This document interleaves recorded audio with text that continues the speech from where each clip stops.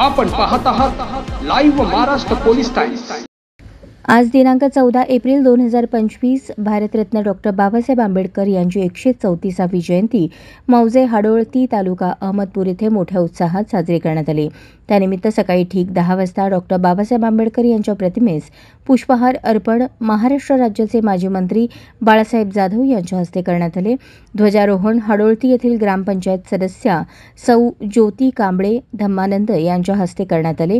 या कार्यक्रमात गावातील सरपंच, उपसरपंच, पोलीस पाटील, ग्रामपंचायत सदस्य, कर्मचारी तसेच विविध सेवा सहकारी सोसायटी चेअरमन, उपचेअरमन, स्वस्त धान्य दुकानदार, विविध पक्षांचे पदाधिकारी, गावातील नागरिक, भीमसैनिक व जयंती मंडळाचे सर्व पदाधिकारी मोठ्या संख्येने उपस्थित होते।